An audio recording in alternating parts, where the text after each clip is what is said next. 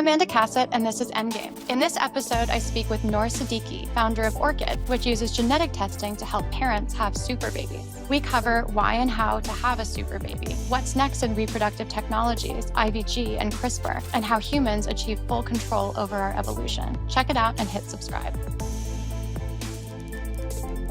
Just to start, in your words, what does Orchid do? Orchid helps people have super babies. You are helping families test their embryos while they're in a clinic and then decide which ones to implant. Maybe expand on that. What kind of testing are you doing? Yeah. So the actual mechanics of like how we make the super babies happen is that, when you go through IVF, you have multiple embryos, and kind of the old school testing, what it does is it just tells you a really, really tiny piece of information about your embryo. So the analogy that I like to give is like, imagine that, you ask someone to proofread your book, but the only thing that proofreader could do was tell you if you had an extra or missing chapter, right? It's like obviously not like a pretty shitty proofreader. That's what the existing embryo testing does. It just tells you, do you have the correct or incorrect number of chromosomes? So 23andMe, you have 23 pairs of chromosomes. And if you have, 3 copies of chromosome 21, that's actually called Down syndrome, right? And that's compatible with life, but is obviously a pretty serious disease. So kind of Orchid upgrades that from it being at that chapter level to being able to read the entire book. So a proofreader that's actually useful, right? It can tell you, do you have a typo? Do you have are you missing capitalization? Are you missing a period? Right? So that's kind of what genetic disease is. It's like you have extra letters, missing letters, insertions, deletions, inversions. These are all ways that you can basically have typos in your DNA that lead to really serious diseases. And unfortunately, kind of the old school embryo testing couldn't tell you much about that. But what's cool about Orchid is that you can scan for those thousands of diseases that geneticists have cataloged over the last 2 decades, and learn about that at the earliest possible moment when you're selecting an embryo, as opposed to you and I. Unfortunately, it would be kind of too late to learn about it because there's no way to actually cure most of these diseases. There's a handful of gene therapies, but there's unfortunately thousands and thousands of different genetic diseases. So correct me where I get this wrong. If you're going to have a baby together naturally, you can go to the doctor, you can go to a genetic counselor, maybe they take a blood test and they tell you a little bit about stuff that could happen. And then there's some testing that goes on in utero of the fetus to make sure it doesn't have certain developmental conditions. Then there's normal IVF, and IVF has been around since I think like the 60s. And there's normal testing of an embryo before it's implanted for certain health conditions. And then there's Orchid, which is complete adult style testing of the embryo before it's implanted. You can run the full adult style genetic sequence, understand everything about that embryo that you can understand about an adult, and make a deeply, richly, much more informed decision about which embryo to implant than you could with traditional practices in IVF, and definitely a lot more information than au naturel. Does that all feel right? The super TLDR version of it is like, if you go the old-fashioned way, then you're going to have an average baby. If you want to get better than average and you want to have a super baby, then you want to select the best embryo, right? But how do you actually select the best embryo? You need to get the most information, right? We're actually the only company in the world that can give you the whole genome sequence on an embryo. And that's kind of like the secret sauce, right? Is like, in order to make the best decision, you need to have the most data. And any other testing, whether it's on the fetus at 10 weeks or earlier, and like carrier screening and things like that, if it's giving you a subset of the information, then you're not going to get the full picture, right? So carrier screening gives you a subset of the information. NIPT testing gives you a subset of the information. It's useful, but it's kind of like, yes, you want to know how many chapters are in your book, but you really want to know if you have a typo on the first page or on the 30th page. And these other types of tests, they're basically making these compromises on price, right? Where it's like, well, they want to tell you about certain things because you only want to spend X dollars, right? But like, our goal for the product wasn't like, hey, let's compromise on price. It was like, hey, let's make the best possible test for the most important decision. So we kind of just went the extra mile and said, okay, let's like go develop a brand new technology to actually get whole genome data off of embryos, even though that's really hard to achieve, really expensive, because this is the time when getting that data is actually the most important, because you can actually now avoid like miscarriages, you can avoid pediatric cancer, you can avoid genetic form of autism. Like there's just so many things that at that earliest possible moment would be super impactful to know that currently, a variety of reasons, some of them just taboo, people, haven't been able to know at that like IVF transfer moment. So when you say average baby and super baby, just to be super clear, it's not like you're CRISPRing up a super baby. What you're doing is you're among the array of babies that are naturally produced under normal conditions in an IVF clinic, you're learning as much as you can about those babies. And any one of those could have been produced naturally, au natural, if that had gone down that way. It's giving you more selection pressure over the set of them. And my question is, most of the people I know that have done egg freezing, that have created embryos, they only get so many. They're lucky to have 10 or more. How much selection pressure do you actually get if you have, let's say, 6, 8 embryos? Yeah, so it really just depends on like what disease you're interested in. But I guess like the reason why I say super baby gets it in like a serious way is because I think that like this idea of being genetically blessed is like actually a really big deal. You and I and like most people that we interact with are actually like massively genetically blessed in the sense that like, they can see and they can hear and like they have all their limbs, right? Like my mom lost her vision in her 30s and it was because of a de novo mutation. And yeah, I think that we just take a lot of stuff for granted. The burden of genetic disease is actually really high, right? So there's a study that Robert Green, the geneticist at Harvard, has done called BabySeq, and it's kind of what it sounds like. They sequence a bunch of babies, and they found that about 10% of babies that were sequenced, they had a medically actionable variant, right? So there's something that they learned about their genome where there is a like sort of important medical intervention that those parents can now make because they did that sequencing. If you want to be even like more conservative and more serious, the burden of genetic disease in terms of like how many people have it is about 5% of people, right? Which is like a massive number. Like people get like earthquake insurance and fire insurance when, the likelihood of something like that going wrong is way less than 5%, right? 5% is actually like big, right? It's a lot of people. You're talking about millions and millions of Americans that are affected by these diseases. There's two ways of looking at it, right? Like they're super in the sense that like they're healthy and they have like a bunch of diseases that have just been totally taken off the table for them. But yeah, they're not super in the sense that like, yeah, these aren't like glow in the dark babies that people should be I don't know, worried about it in that sense. How much selection pressure do you actually get if you only have, let's say, the average amount of embryos people come to you with? I don't know what that is exactly. You would know better than I. Like, how many embryos are your parents usually choosing between? Yeah. It's super variable. It's kind of like asking like what's the, average price of a car, right? There's like a Toyota Camry and a Ferrari, right? So, the number of embryos that you have is really dependent on the age of the female partner, right? So like, younger women are going to have that, higher number of like 20, 15, 25 embryos. And then, the older that you get, you're going to have, a smaller number. But the thing that's really crazy and I think pretty surprising is that if you look at like statistical geneticists who put together papers answering that question of like how much can you actually optimize, how much like sort of genetic predisposition or genetic disease risk can you mitigate, it's actually a pretty like shockingly high number, right? Because these models, they have millions and millions of variants in them, so you'd think like, oh, how much differences are actually going to be between embryos, but it's actually pretty large. So for most of these diseases, not the monogenic category that I was talking about previously, but for the polygenic category, so things like schizophrenia, heart disease, diabetes, where it's not just a single gene, but it's actually the cumulative impact of many millions of genes. You're talking about anywhere from a 30 to 70% risk reduction with just 5 embryos, which is a tiny number, right? So what does a 30 to 70% risk reduction actually mean?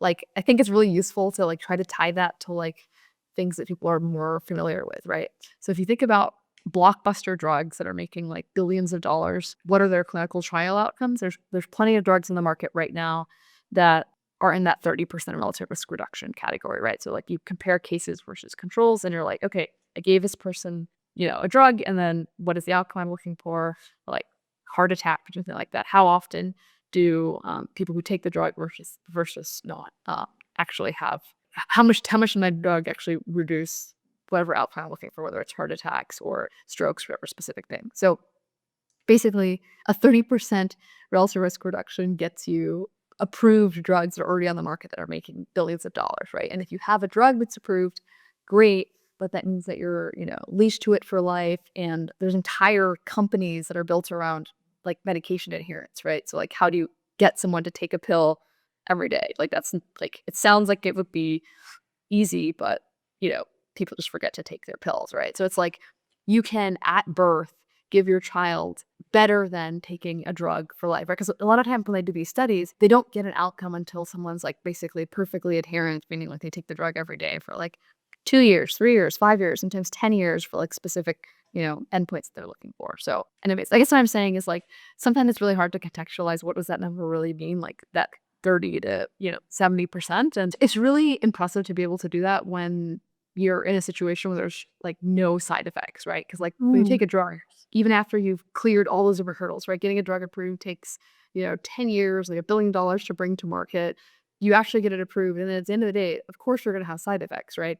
There's not really side effects when we think about selecting an embryo, right? Because you have 5 embryos, 10 embryos, 20 embryos, and you have to transfer one of them. There's no side effect in the same way that there is for a drug where, okay, there's everyone's, watched this pharma commercial where there's like that giant laundry list of like horrible side effects for drugs, right? Since like your kid gets to be genetically blessed, they get to, hopefully avoid a disease entirely, and they never have to be on a drug, they never have to be on a treatment plan, and they're able to have that sort of assurance from day zero, as opposed to like having this thing hanging over their head their entire life, right? Because that's basically what my childhood was like, right? Like watching my mom go blind and then not having an answer, and then finally getting an answer during that period of it being unknown, just being so scared of like, oh, is this going to affect my aunts and uncles? Is this going to affect me? And I think that it's just like, yeah, hugely powerful for parents who've been caregivers themselves or who have been affected themselves or are watching a partner suffer to be able to say like, hey, I'm going to give my child, 30 to 70% lower chance of getting this thing that's like runs in my family. But just to be super crisp and clear, the mechanism through which the child has a lower percent chance of getting the disease is because the ones with the higher percent chance never were implanted, never got to exist. What would you say to the critique that you're playing God, that this is eugenic? Or what would you say to that person who exists and who does have that genetic disease, who says, goodness, with this, I never would have been born, and I'm so happy I was born. This is horrible. What would you say to those people? I guess I would say that I think the process of birth is just very miraculous, right? Like the probability of you or I existing at all is like vanishingly small. It's basically like imagine you picked one grain of sand out of all the grains of sand on all the beaches on the entire planet. The chance of selecting one specific grain of sand is like the likelihood of you and me, right? Because you have like billions of sperm and like millions of eggs, and then there was like a specific exact window where your parents met. I don't know, maybe that's like too philosophical of an answer, but basically, who gets to be born? It's like a vanishingly small number. It's a vanishingly small probability to even exist at all, right? Like it's literally 1 in a trillion, not just for the people who are alive today, right? So the idea that you have these 20 embryos, well, like, okay, great. Now you're talking about 20 grains of sand out of all the grains of sand on the entire planet, right? 20 out of like trillions of possibilities, right? So it's, I don't know, I guess what I'm saying is it's kind of tiny in the grand scheme of how unlikely it is to exist at all. Is that maybe that's too philosophical of an answer? When parents come to you saying that they want to use Orchid, what do they tend to be optimizing for? What are they trying to select for? I think the main thing people are really interested in is health. I mean, just think about like any conversation you've had with people about giving birth or like having a kid, right? Like then first thing they say is like, "Oh my gosh, like thank God they're healthy," right? And I think that yeah, I'd say that's like far and away like the number one thing people are like super interested in is like, yeah, they have something that they suffer from, or they have something that they've seen the family member suffer from, and they're just like, yeah, they just really want to like minimize the chance that affects their kid. I think there's also in people's minds some kind of Gattaca scenario where we end up in a two-tiered society where the ultra wealthy are able to not only control for health, but also brains and beauty and athletic ability and charm. And some kind of underclass develops of people that aren't able to optimize for those things. And we end up time machine style, like the Eloys and the Morlocks or something. Is that scenario likely? Is that what we're heading toward, or is it misguided? It's like a cool Hollywood plot, but I just don't think that's what actually happens. I think, like, the most likely scenario is that, that burden of like, we basically eradicate genetic disease. Like, that's, I think, like, the most likely scenario, right? Is like, we eradicated smallpox, we eradicated polio. Now, like, there's this giant list of diseases that really suck to have. Like, if you, like, think about, like a NICU, right? When they do these super thick studies, they found that, like, 30% of the babies that die in the NICU, there's a genetic reason why, they have, like, this, like, super severe heart malformation, or, like, their skull didn't form, right? I think, like, the most likely scenario is, like, that stops happening, right? Like, babies stop dying, right? People stop having these horrible childhood illnesses where they aren't able to, like, participate. Their child has a diagnosis where, in the best case, like, the oldest baby with their condition, the oldest child with their condition lives to, like, their 10th birthday, right? I mean, that's horrible, right? Like, you're planning your child's first, second, third birthday at the same time they're planning their child's funeral, right? Because it's inevitable. They know that's gonna happen, right? So I think that's not a great movie plot maybe because it's just too positive, but I think that's honestly, like, the most likely scenario is like, hey, this yeah, these super catastrophic outcomes that are black and white we get to avoid. I think when it comes to these more complex traits like charisma and grit and things like that that really, I guess, feel, I don't know, more interesting from, like, a Hollywood perspective. I think that, genetics of course plays a role, but it's not as black and white and it's like, okay, you're like, babies don't have to be born without skulls who never get to see their first birthday, right? It's like that's where, like, genetics is, like, super valuable. When it comes to these other things, we can sort of tip the scales. You can kind of push on it. Some people have, like, a greater or less genetic predisposition towards some of these things, but it's not as dramatic as the more severe diseases, which I think is gonna, like, I don't know, to me, that's just, like, a, like, super exciting thing to be able to, like, think about a future where, like, you know, yeah, this whole category of suffering that humans have just had to deal with, like, you just had to roll the dice and, like, see what happens. I mean, pregnancy is, like, a really intense thing to go through, right? It's, like, literally, like, metabolically, like, running a marathon every single day for 9 months, right? That's, like, what a woman's body is going through, and just to think about how sad it is for, like, that baby to die within, you know, the first couple of months, it's, like, super sad, right? Being able to just avoid that happening and, like, being able to transfer an embryo that's actually gonna result in, like, a healthy pregnancy and healthy baby. Obviously, I would say, like, less controversial, but I think is yeah, I think that's what people are, like, genuinely more excited about because, they're just thinking very confidently, like, "Hey, I'm gonna carry this baby, and, like, I want them to, get to go to kindergarten and get to, enjoy all those, like, nice milestones in life." I share your excitement about eradicating diseases for sure. I'm also personally excited not just about remediation, but about the expansion of what's possible for people, people having more and better capabilities than the past, not just avoiding pitfalls. Where are we from your perspective in terms of a path to self-directed evolution in terms of enhancement? I don't know, I guess what are you most interested in enhancing? So there's the whole remediation category, so getting rid of diseases, and then there's enhancing, I think intelligence is a super obvious one. Maybe under that would be appearance, athletic ability. If you could CRISPR anything into a person, what would you add? I'm sure people would add all kinds of things. So I guess I'm curious how you're thinking about remediation, but also how you're thinking about enhancement and going beyond what we have now. Yeah, I think if you look at the models that are out today, I think for height, you're talking about, like, a delta of, about 2 inches. For IQ, you're talking about a delta of, like, 3 to 5 IQ points. Again, we're kind of talking about that, like, 5 embryo number. If you have 5 embryos, they'll be 7 IQ points apart, and that's something that's measurable. They'll be a few inches apart, and that's something that's measurable. Yeah, yeah, basically the genetic component of those traits, they'll be that delta, right? So basically, obviously, if you don't feed your kids, they're not gonna be able to like, they're all gonna be stunted if height-wise, just from the genetics perspective, just like a survey, forget about genetics. Okay, what is the difference in height between brothers, between sisters, right? And a certain proportion of that is genetic, right? And then what proportion can these models actually capture?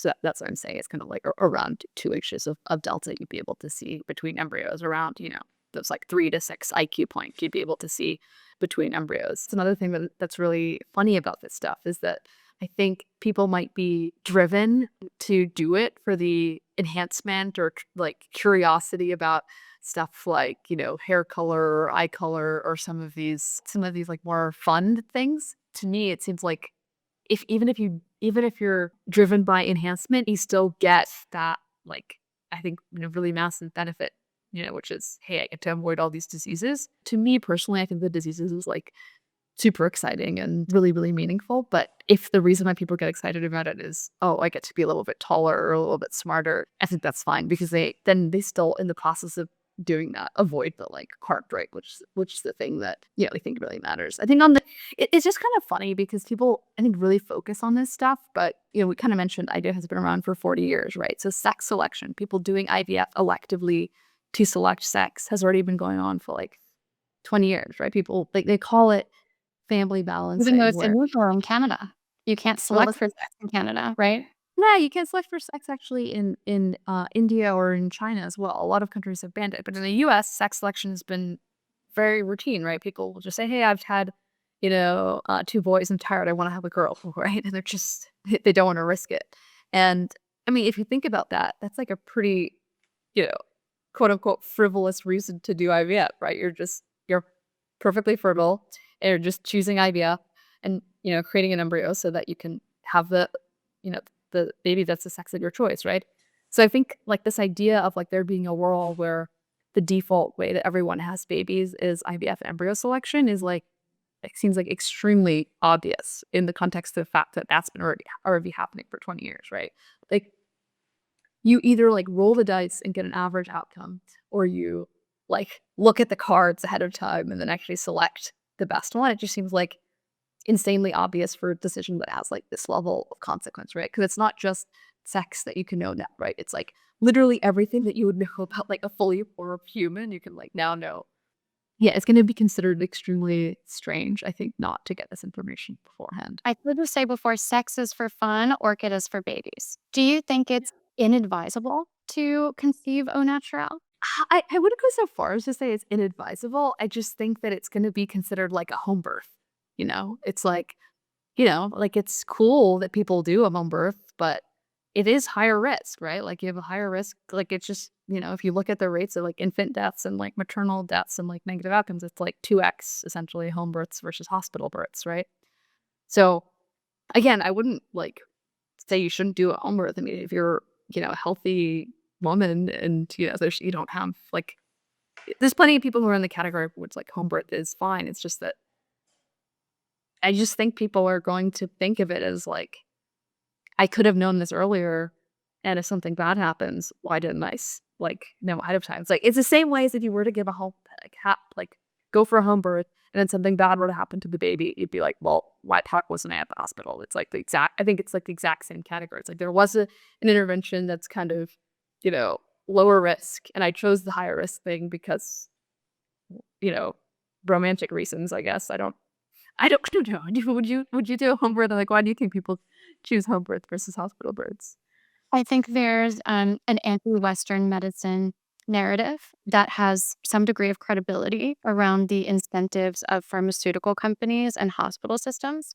And so I think some women that are bought into that story and the story that they have about themselves and their families choose to opt out of participating in that incentive system.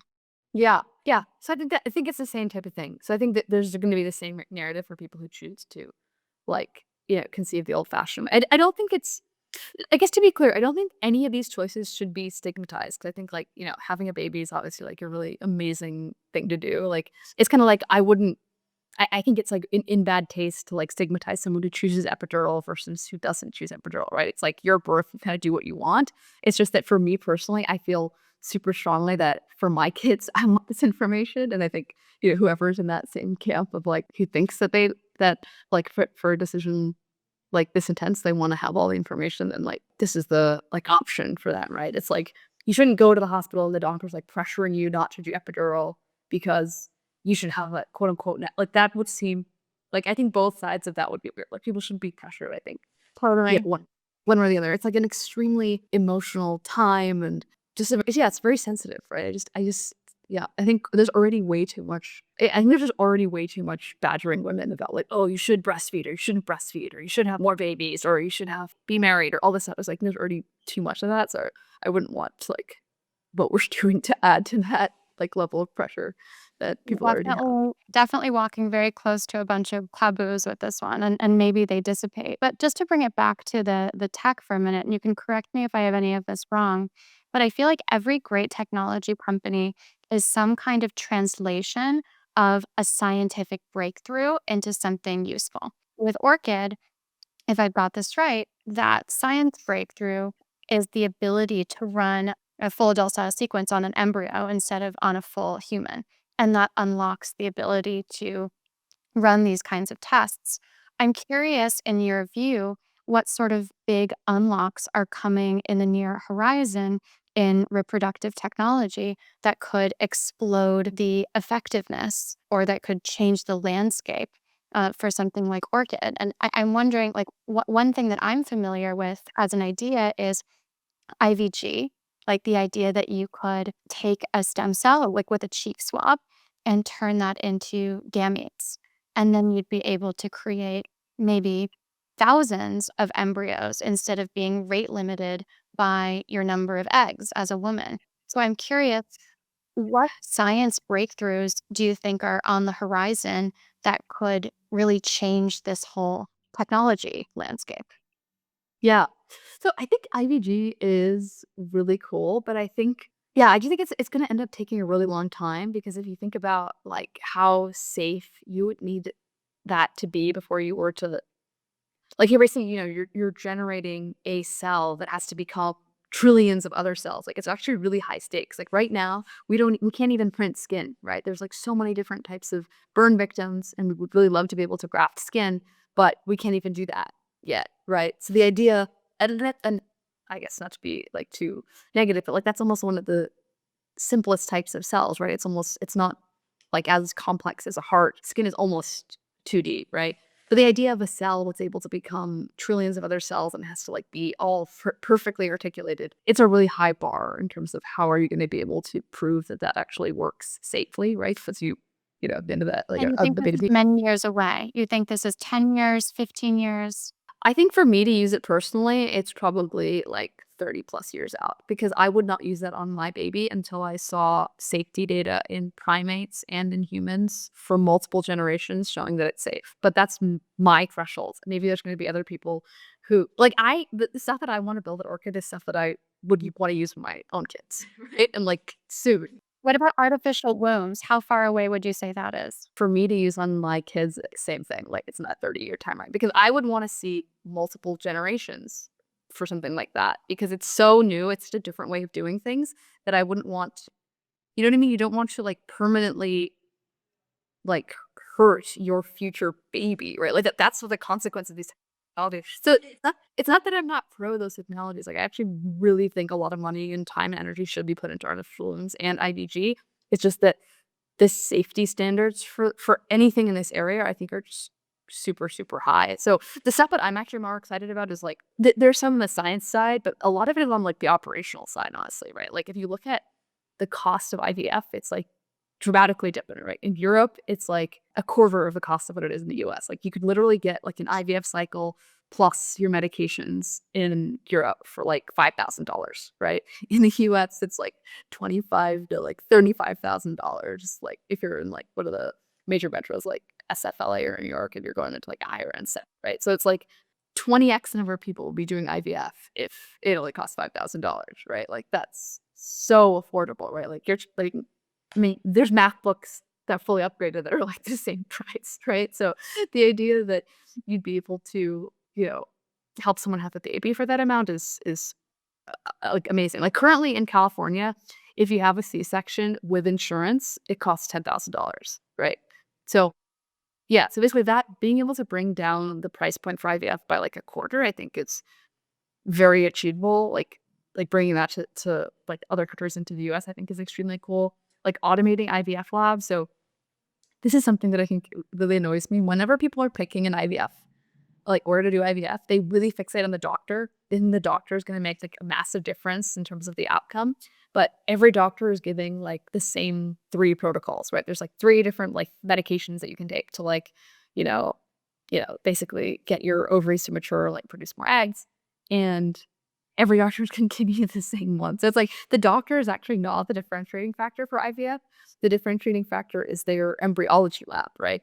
So what differentiates embryology labs? Part of it is infrastructure, right? Like, do you have particulates in the air? What culture media are you using? All these like specifics. But part of it, and a huge important part of it, is just how well trained are your embryologists, right? And these embryologists are literally like picking eggs out of petri dishes, and the speed at which they pick those eggs out determines, how many embryos you're going to get, right?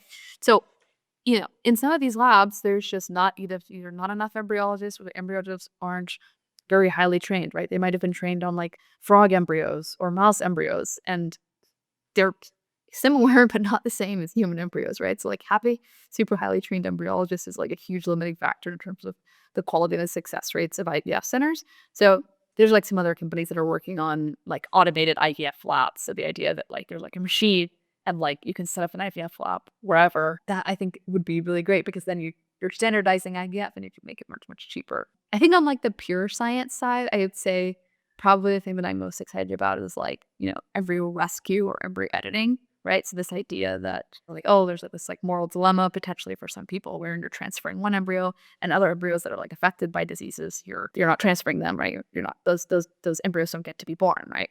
But if you can actually rescue those embryos, you can actually repair those diseases. It's kind Repair of them like how? With CRISPR? there's a lot of different editing technologies. CRISPR is one of them, but basically the idea of being able to fix broken genes in embryos before implantation, I think, is something that is actually achievable in like a much nearer term timeline. Like I How think that far away how far away do you think safe use of CRISPR is gonna be? Because as I've been following, I'm gonna mispronounce his name, the whole He Jiankui is issue in China, and there are a lot of interesting regulatory questions around that. I'm curious how soon you think we're gonna be able to CRISPR embryos, and whether you think there should be any restrictions on people opting into making changes. definitely within 10 years, probably sooner than that. And again, I think it's kind of like the same type of thing where the bar is just really, really high here, because the consequence of being wrong, of making a mistake, is like a baby affected by a really serious disease. So yeah, I don't think any of like these scientists or companies or anyone who's trying to like participate in the space should take that lightly. But I do think that the technology is getting incredibly good, right? Like there's editing systems that are coming out. I don't know. I think like there's at least like 2 or 3 like really like impressive papers a year where, one of the things that people are worried about is, off-target effects. Now they're able to introduce like larger and larger pieces of DNA, have, error rates that are basically in line with what happens naturally, right? It's like your own, DNA when it's being copied within cells, there's kind of like a, error correcting mechanisms that are built in, right? And so there is a certain like natural error rate, right? And these new editing systems are at that level, which I think is really, really exciting, because I think you need editing systems to be at a better than natural rate in order for people to accept it. It's kind of like with self-driving cars.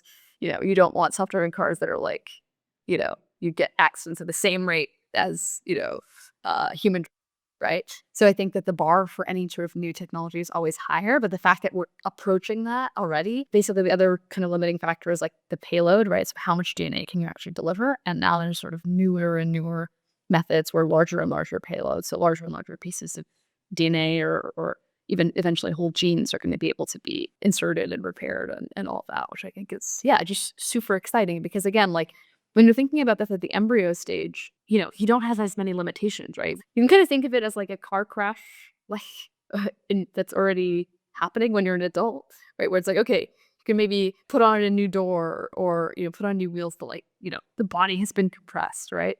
When you're talking about an embryo, you don't have any of those limitations. The problem with trying to do gene therapy in adults is that you might have a broken gene that affects the entire body, right? Like let's say you have a like neurological disease and you want to get the gene into every single synapse. Okay, that's basically impossible now. There's trillions of different places that edit needs to be introduced, right? When you're talking about an embryo, you're talking about 4 cells, 8 cells, where that edit needs to be introduced. And then not only is it going to be in every synapse, it's actually going to remodel the entire architecture of the brain and how it develops. That could be more healthy than someone who has a completely dysfunctional gene that like basically prevents the structure of their brain from ever forming properly, or the structure of their skeleton from ever forming properly. You're at a fixed state as an adult, and when you're an embryo, like none of that has happened yet. So you get to make sure that the map gets, printed correctly, I guess. I love that. Sad that I probably won't be able to CRISPR myself very much as an adult, but very Well, maybe. promising. Maybe a little bit, maybe a little bit. Maybe my Yeah, I dream know. of one Maybe of you'll get glowing there. green like one of those bunnies can be realized. I'm curious, a lot of this new world of using tools like Orchid, of using IVF, often using surrogacy, really popular among some of these families. I guess I'm curious, in your opinion, whether there's anything in this category of reproduction that shouldn't be subject to market forces, that people should actually be restricted from choosing. You know, it's so funny that you asked that. So I'm actually super against dating apps. I actually think that it's like super unnatural and bizarre that like computers are deciding who mates with whom and like what babies are made. Like I think that should be where the magic and the The romance ultimate happens. Ropo's basilisk, right? Like they're just mating the people together that are going to produce the super intelligence. Yeah, I don't know. I just find it super strange that people are so okay with dating apps. Like to me, it just seems so lame. I don't know. I just don't like it. I would never want to like tell my kid or anyone that like my husband was like too afraid to like approach me in person. Like I don't know, it just seems so. I think dating apps should be banned. I think that dating apps are really bad for society. When it comes to like the actual decision of like how people have babies and how much information they have when they have babies, I think it's totally the opposite. Like I think people should be fully in charge and have the maximum amount of information and be able to choose based on whatever their own preferences are. But yeah, I don't know. I think it is very strange to me because it's like people always talk about regulation like on this side, but like, oh well, people should be have certain information censored from their embryo reports. Like, well, why? You didn't like censor information about your partner, right? Like that it's just the combination of the DNA of them and their partner. Why is it like not censored when you meet them? Like they have a certain like I don't know, like they're you know what I mean? Like, it's just strange, like, the DNA already exists and has already been propagated into these 2 people, but then somehow magically when it's created into an embryo, now certain information about them people should be able to know, like and it's gonna go back. This embryo is literally going to be inside the body of one of these parents for 9 months, and they're gonna carry it, but somehow they shouldn't be able to get the information before they put it. I love it. Curious because you work in a very adjacent proximal field to this. If you think that we're in a global fertility crisis, and if you have thoughts on how we got there or how we get out of it. Yeah, no, I think we're definitely the global fertility crisis. I mean, it's kind of crazy that there's like so many different places where, yeah, you're at like 1.1, 1.2, 1.5, right? Like, it's just, Way below replacement. yeah, yeah. The idea that like this society that you know and love is like shrinking. Like you go back there and like there's going to be half as many people or a quarter as many people in like your lifetime. Like that's kind of insane, right? Very sad, but also I think it's like it's a confluence of like many different factors. I think, yeah, there's many reasons why people are choosing, not to have fewer kids and to have them later in life or to not to have them at all. It is kind of interesting that it's happening all around the world. I think that part is really interesting because then you can't sort of pinpoint and blame one specific society and one specific culture for it. But at the same time, we've also seen kind of like a monoculture spread over the world. So maybe you can still blame culture for it. But I think society is just way more fractured than it used to be, right? It used to be that there really was a village that helped take care of your kids, right? Like there was a multi-generational household. Everyone was having kids at the same time. So I think right now society is just way more atomic, right? And the idea of like one person taking on this like monumental task of like raising a kid or like, multiple of them, it just feels much less appealing. Yeah, there's no shared I don't wanna say burden because that sounds too negative. I don't think kids are a burden, but there's no like idea of like a shared community aspect to it. I think that's yeah, I think that's a huge part of it. And that kind of, I think, is reinforced by a lot of other things, right? Like the fact that like housing is so expensive on top of the fact that there's no family support or like community support. It's like, okay, so housing, I can't even like live comfortably myself, much less like, bring kiddos into this world, right?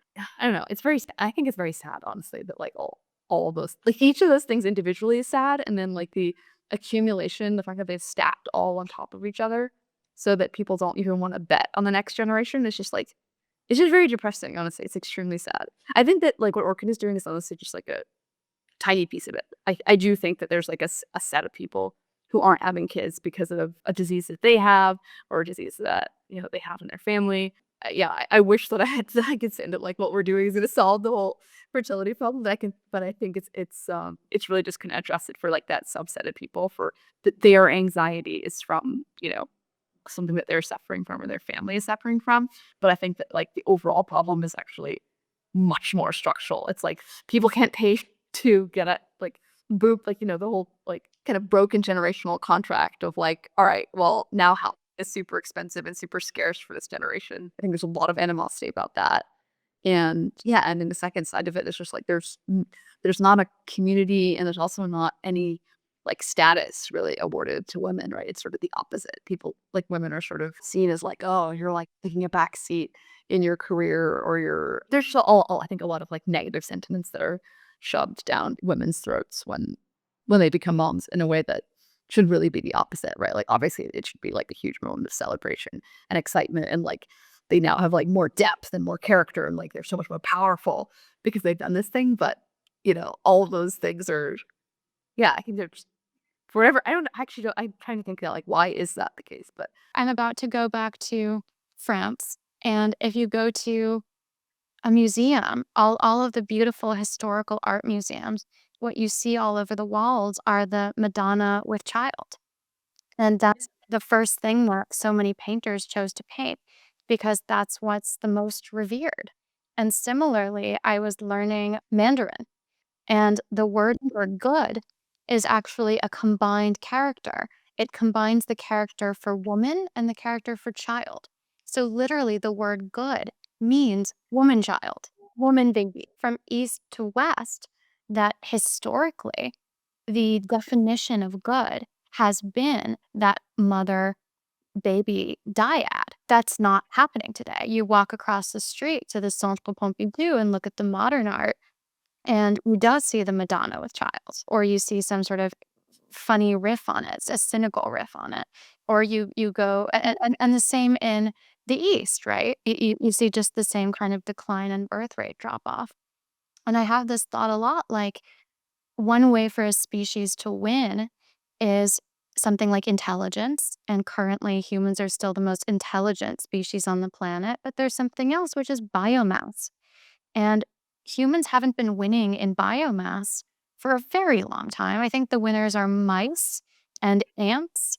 And as far as it seems, human biomass might be on the decline.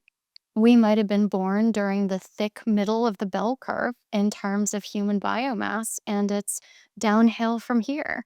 And that tends to worry me personally, or, I know worry, but it's something I think about more than like AIP doom.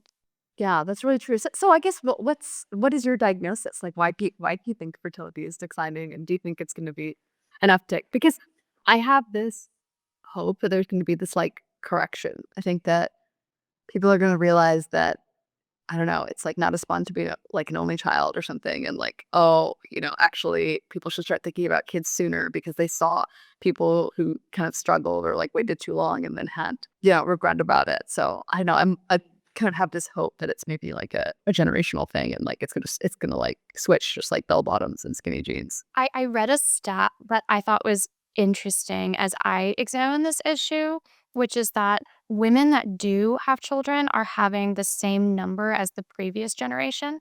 It's just that there are more childless women. If that's true, and I haven't triple verified it, what that would indicate to me is that it's about breaking the seal and so to speak. And perhaps I would conjecture that the women that don't have them either don't want them, and that's its own thing, or have chosen to wait to have the first one. for various reasons, and perhaps they end up waiting until it's too late if they do want them. If that stat is true, it kind of shapes what I think the causes are. I guess I hesitate to be prescriptive about what's good or bad or what direction we should go in or shouldn't go in. But I do see potential negative ramifications of a decline like that, right? Capitalism rests on the idea of future growth. Future growth has been correlated in the past with having more human labor, more people to create value and ideas. And if that's not happening, maybe something else is creating value and ideas, or maybe we are in late stage capitalism. But the drawdown in the number of people does seem to introduce a lot of concerns that we haven't had in the past. Guess it just feels existential, right? Because it's literally like written into the language, just like the way that you're describing, right? It's Exactly. like almost like a definitional good, and now it's being questioned, right? Like people are genuinely questioning this idea of like, should I have kids? Right? That wasn't a question that people ever asked in the past, right? It was sort of like, should I eat today? It's sort of like almost at that level of like, well, yes, how are you going to sustain yourself? Well, I think it used to feel, at least in my grandparents' generation, it used to feel so clear to her that the purpose of life was to have children.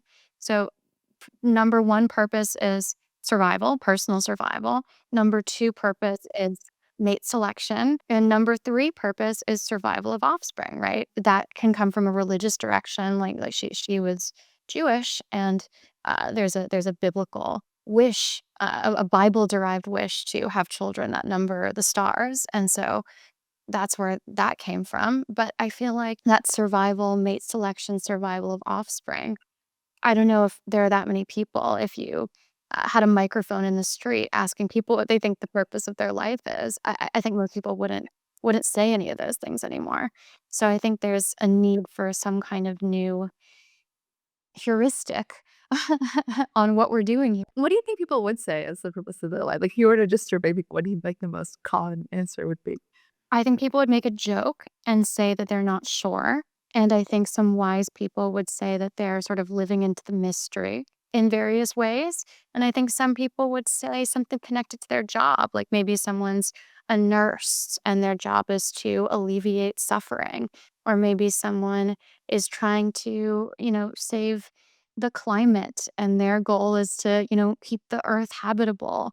And then I think some people would say it's their family and their love for their family, but maybe it's not. Maybe that doesn't involve having kids necessarily. Maybe that's their taking care of their parents. What do you think people would say? I think a lot of people would do the snide, like, make a joke thing, and I think that that's actually Mhm. really sad, is what it's indicated. It indicates that they either haven't thought about it, or they haven't thought about it seriously enough to have an answer, or they've thought about it and, like, it's, like, not a satisfying answer to them. Like, it's a very deadened Well, answer, so their can I joke is can I funny. can I ask you that question? What would you say in answer? Wow, this got very deep. I would say that the purpose of life is to be awake and to gain mastery of something. So I think the be awake part is, I think a lot of people are just, whatever, myself included, like end up kind of in this weird drone mode where they're just kind of either really in their head, or they're essentially just not in the present moment. They're not actually experiencing what's happening, right? They're not like able to like, I don't know, not again, not to like illicit song lyrics, but they're not for the like they can't feel the rain on their skin. They're not actually there to see what's going on in their life. They don't feel the hug with it from their loved one. They're not present enough to actually experience their life. So I think, yeah, like a core point is like just be awake enough in your own life where you can actually experience it and not be stuck either in the past or in the future, which is where I think it's really easy to get stuck in either like regret or like, oh, looking forward or planning or like trying to achieve something in the future. What I like about that is that it's a very AI proof and future proof sense of purpose for people, is that idea of presence or awareness. Because, just going back to my Mandarin lessons, you wanna know what the character is for man? It's field power. The identity itself of a man, a person, is defined by economically productive physical labor. And think about that specific ingraining of purpose and how that might not be a durable sense of purpose in an AI world. Like the second side of it is like gaining mastery or something. Like I think that's just like I don't know, intrinsically motivating, right? To like get like slightly better at something every day and like notice yourself like approaching the same scenario, but instead of it being mindset that you might have had before, you like see all the different layers of depth, then you're like, you know what I mean? You're like honing. I don't know how to explain it. I think that's just like, and it feels intrinsically satisfying, right? It's like, yeah, getting better at something, whatever it is that you choose to get better at, I think is just satisfying. And what are you working on mastering? I would say the main thing is the company, right? Like wanting to make the company as like I don't know, the product, really good and all the different things that go into that, making the company as a machine really good in the sense that like, you know, all the different ways that people interact with each other and like the default decisions that get made are like by default better and better, right? So thinking of it as a system and how does like the system become more performant. How about kids and family? I observe that we are both, at least for the time being, childless women exhorting people to have more kids. I'm very aware of that. So I guess I'm curious, when are you planning to use Orchid?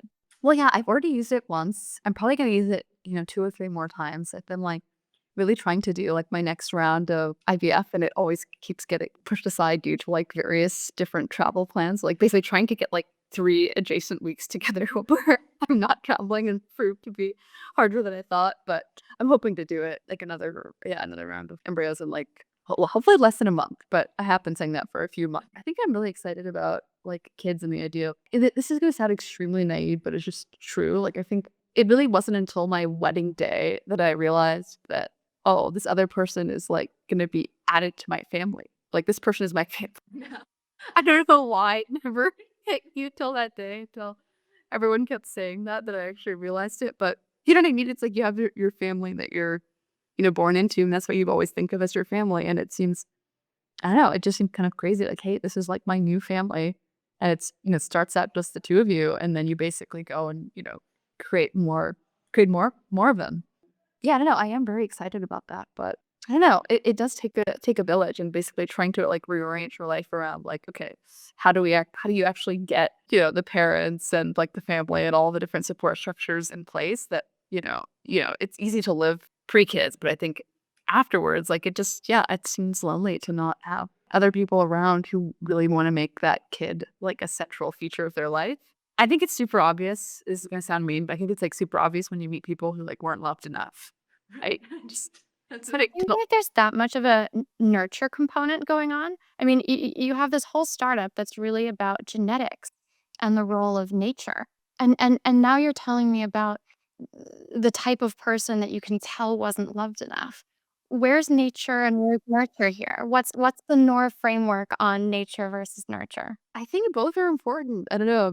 Maybe I should have a more dogmatic answer, but I just like fundamentally think it's important. Like, you know, you're not going to be tall. Like Michael Jordan, wasn't gonna, be like an amazing like basketball player in the height that he was if he like only ate carrots his entire life, right? He had to have a balanced diet, right? But he also needed the genes to be able to be tall, right?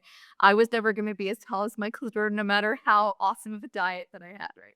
I just think it's both, right? And I think that I don't know why people like love to like be super polarized. And it's like, oh, it's like all genes or it's all nature. Like both are obviously really important. Like I want my kids to have like, to be genetically blessed and like also to be super well. People care a lot about all these decisions like preschools and I don't know. I think people fixate on like baby foods and baby formula and all this stuff. Like I don't think that those decisions aren't important. It's just that the genetics can trump a lot of those decisions if they go wrong, right? Like obviously pediatric cancer matters a lot more than organic food, right? But given if your child doesn't have pediatric cancer, at that point, yes, like expose them to less microplastics and get it's not either or, it's like you can do both. That's kind of how I think about it.